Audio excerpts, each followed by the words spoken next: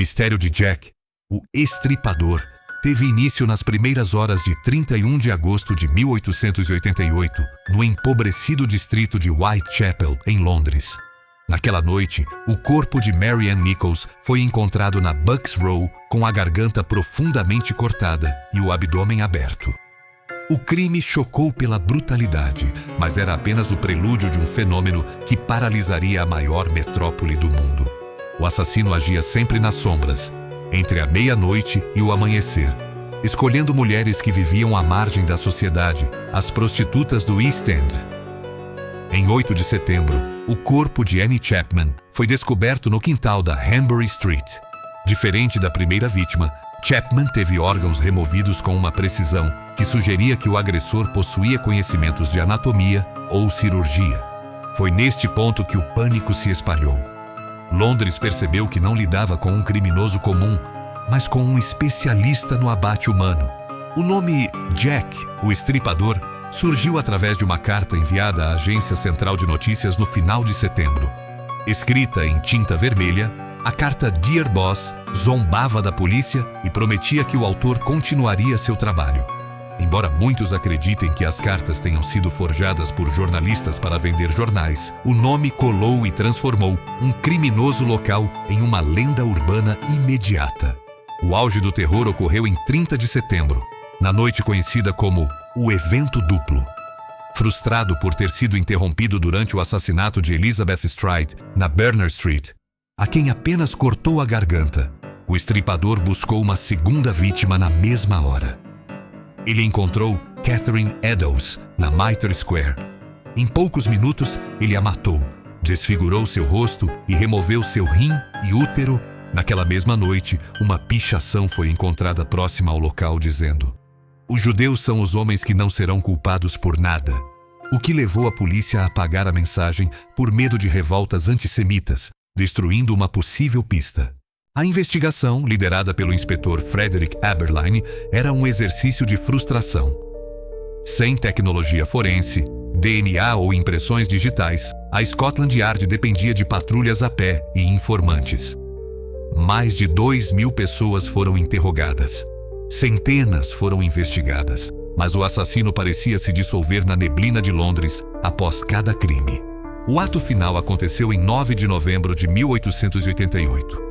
Mary Jane Kelly foi a única vítima morta dentro de 4 paredes, em seu pequeno quarto na Miller's Court. Por estar em um local privado, o assassino teve tempo para realizar uma carnificina indescritível. O corpo de Kelly foi praticamente desmantelado. Seus órgãos foram dispostos ao redor da cama e sua face foi removida. Este crime marcou o ápice da sua fúria. E então, o silêncio. A queda de Jack, o estripador, não foi uma captura, mas um desaparecimento súbito. Após a morte de Kelly, os assassinatos com aquele padrão cessaram completamente. A polícia nunca conseguiu uma condenação. Entre os suspeitos mais fortes que surgiram na época e em investigações posteriores estavam Montague Druitt, um advogado que se suicidou logo após o último crime, Aaron Kosminski, um barbeiro polonês com graves problemas mentais, e Francis Tumblety, um médico charlatão americano. O caso foi oficialmente encerrado anos depois, sem solução. Jack nunca foi desmascarado, o que permitiu que ele deixasse de ser um homem de carne e osso para se tornar um símbolo eterno do mal, desaparecendo na história tão misteriosamente quanto surgiu. Ele não caiu pelas mãos da justiça, mas pelo esquecimento do tempo sobre sua verdadeira identidade, deixando para trás apenas o rastro de sangue de 1888. Para entender a figura de Jack, o estripador, é preciso analisar o que ele representava tecnicamente. Ele não foi apenas um assassino, mas o primeiro serial killer a ter sua imagem amplificada pela mídia global, criando o arquétipo do vilão das sombras que a criminologia estuda até hoje. Psicologicamente, ele demonstrava o que especialistas modernos chamam de assassino organizado. Ele não escolhia suas vítimas ao acaso no sentido geográfico. Ele operava em uma zona de conforto, uma área pequena onde se sentia seguro para fugir. Suas ações indicavam um homem que conseguia transitar pela sociedade sem levantar suspeitas imediatas.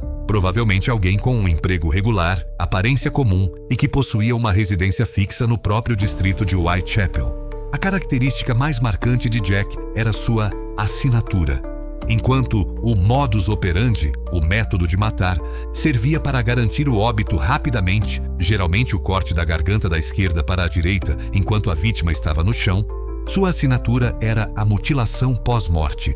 A remoção cirúrgica de órgãos como útero, rins e bexiga indicava que ele não buscava apenas o ato de matar, mas a posse e a profanação do corpo feminino. A precisão dos cortes em condições de quase total escuridão sugere que ele tinha uma memória muscular altamente treinada, típica de um açougueiro, de um assistente de autópsia ou de um cirurgião. Outro detalhe crucial era sua capacidade de evitar o sangue. Apesar da natureza brutal dos crimes, o assassino raramente deixava rastros de sangue que levassem a algum lugar. Acredita-se que ele posicionava as vítimas de forma que o fluxo sanguíneo principal se afastasse dele, ou que usasse roupas protetoras, como aventais de couro, que eram comuns em Whitechapel devido aos inúmeros matadouros da região. Só permitia que ele caminhasse pelas ruas logo após os crimes, sem parecer um criminoso. O fim de Jack, o estripador, permanece o ponto mais debatido. A interrupção súbita dos crimes em novembro de 1888 sugere 3 caminhos prováveis: a morte do assassino, por suicídio ou doença, sua internação em um asilo sob outra identidade ou sua prisão por um crime diferente. A polícia da época chegou a monitorar suspeitos como o polonês Aaron Kosminski, que foi internado pouco depois com sintomas de esquizofrenia e ódio a mulheres, e Montague Druitt, que desapareceu e foi encontrado morto no rio Tamisa. No final, Jack tornou-se mais do que um homem. Ele tornou-se uma personificação das falhas sociais da Londres vitoriana.